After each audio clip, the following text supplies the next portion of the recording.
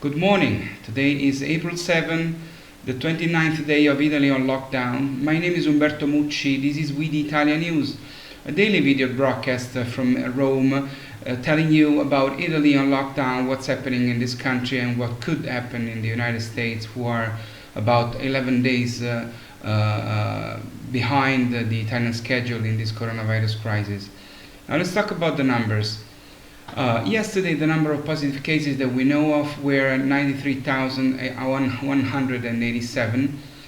22,083 patients have recovered. 16,523 died from the beginning of this crisis, and 50% of them in the sole Lombardy region.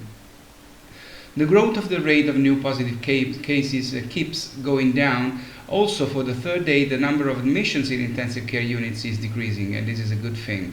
But the daily number of fellow Italians who died continues to be terrible.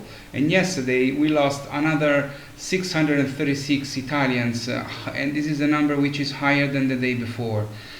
At this moment, 1/3 of the population, about 20 million people, receives a check from the state to face the economic blockade. Italy's government yesterday has approved a new emergency decree that will offer more than 400 billion euros worth of liquidity and bank loans to companies adversely affected by the coronavirus crisis. Together with the previous stimulus package unveiled in March, the legislation would allow banks to offer credit totaling more than 750 billion euros in an attempt to bolster Italy's economy. The effort is enormous, but it is also a demonstration of the first Italian problem, which is bureaucracy.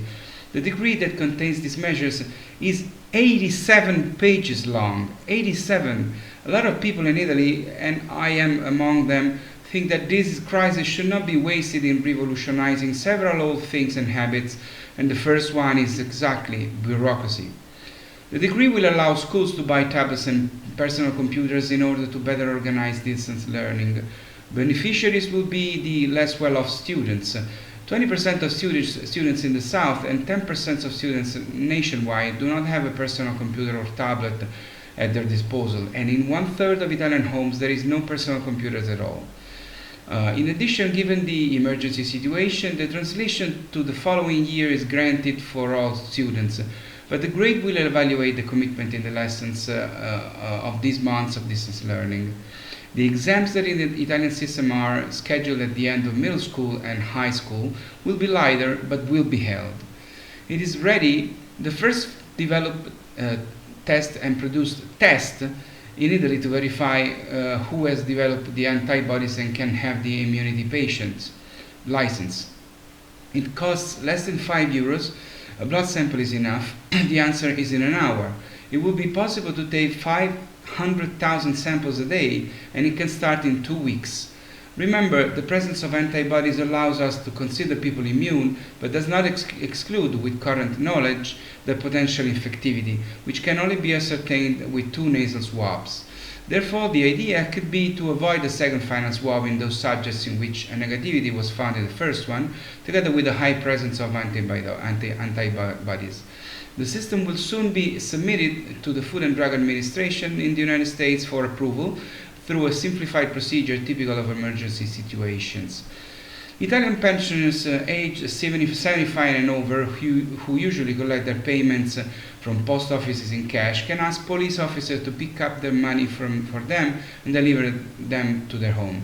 The service is designed to save vulnerable older people a trip to their local post offices, which remain open throughout Italy's nationwide lockdown, but are often crowded due to shorter opening hours. We raised 27,310 euros in our fundraising thanks to 281 magnificent donors. I want to thank all those who donated. Thank you very much to you, all of you. And I want to also thank Janice Mancuso, who mentioned to her contacts our fundraising, inviting them to support us. Please, I'm begging you, please do the same. Please donate something to help Italy. Our fundraising goes to the Spallanzani Hospital, which is the most important Italian hospital for contagious diseases. They are doing a wonderful job. They are curing people from all over the country.